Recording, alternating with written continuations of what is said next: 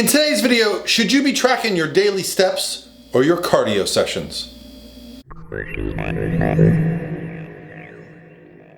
Hey guys, what's going on? This is Paul Ravella from ProPhysique.com. Hope you're having a great Wednesday. In today's video, we're going to talk about the idea of tracking your steps, tracking your cardio. The question comes from right here on my Instagram direct message, so if you want to send me a question, I'll answer it. And if you like this type of information about nutrition and training and just how to be the best version of yourself, well, hit the subscribe button, because that's what I like to do here. So for today's question, let's get to it. I'm starting a cutting phase next week, and I don't know if I should start tracking my daily steps or cardio sessions. Can you please let me know what would be a more optimal and convenient? Thank you. Now, this is a really good question for a few reasons, because years ago when I first got into coaching, I would ask people what their current cardio routine was like and their current diet was like, and I would set up their plans based on that. And as I would be adjusting their cardio and their diet, I wouldn't really ask them about things outside of that. But as I progressed as a coach, you really start to look at the whole picture. And it's really important to pay attention to, because I myself, as a competitor, when I was dieting down, I really noticed that I started to change my habits outside of the gym. And that had an impact on the changes that I was going through as a dieter. Let me explain. To create a caloric deficit, you have to look at the 24-hour window a person is spending. How much calories are they taking in? How many calories are they burning? Now, as a coach, when someone reaches a plateau, which happens quite frequently through a fat loss diet, the best way to get that plateau busted is to make an adjustment to the cardio and to the calories. And through that process, we then break through, we get leaner until we hit the next plateau and we adjust again. However, what if when I told my clients, hey, I want you doing this much cardio, well, it actually meant that they stopped paying attention or stopped doing things outside of the gym. Maybe they did like I did.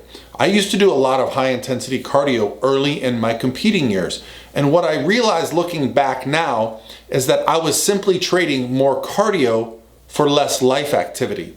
A perfect example would be in my office, we had a ping pong table, and I love me some ping pong. And oftentimes I would get in there and play ping pong for 20, 30 minutes, and man, I'd really break a sweat. Of course, this was on our lunch break at work. Wouldn't want to be a dishonest employee. But the point being, I was playing these ping pong games. However, when prep got started, I told the guys at work, sorry, I'm not going to play ping pong today. I was too tired. I was exhausted. I was run down, which we all get during prep. You're going to have less energy. However, what I didn't realize was the reason I was plateauing and having to add more cardio was possibly because the rest of my day I was conserving energy. That's right, you begin to conserve energy. So what should you do? Should you track your steps or should you track your cardio? What I really like to do is just get a baseline of average steps per day that my clients take. This is very easy. Your phone's automatically doing it, even if you don't want it to.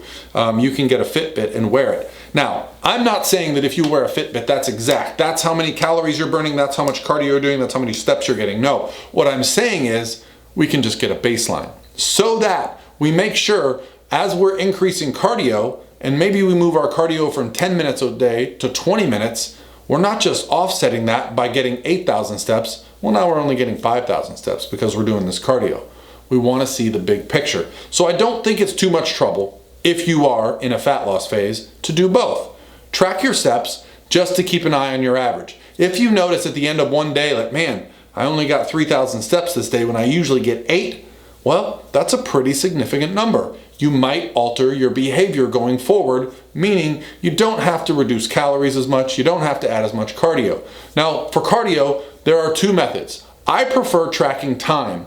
However, within that time, I like to make sure I'm getting the same amount of calorie burn. So if I'm doing 30 minutes of cardio, I like to see how many calories the machine is burning during that time, just to make sure I'm not letting up throughout the process of prep. Okay, because if you're doing more time, but you're doing less intensity, well, you're really gonna kind of balance your calorie burn. So I like to make sure while I'm doing my 30 minutes that I'm at least burning as many calories as I burned last time. Now, I don't believe the machines are very accurate, but you get my point. We're moving the same. So that when I add time, I'm also burning more calories. You could also track the calories burned But I wouldn't use that as a number that you believe you're actually burning. You can just use that as a tool. Say, okay, this session I'm gonna burn 200 calories, next session I'm gonna burn 250, and by that way you're progressing. Either way you wanna do it, I don't think it's too much trouble to do both. Track your steps, just so you understand where your life is at. Track your cardio, so you know how to progress throughout the journey of fat loss. Also guys, I'm going to Los Angeles this weekend. I will be at the LA Fit Expo on Saturday and Sunday walking around. Don't have any booth plans. I have competitors competing, so I'm just gonna be there walking around, but make sure you say hi if you watch the channel. I'd love to give everybody a high five. Hope you guys are having an awesome day, and I'll talk to you tomorrow.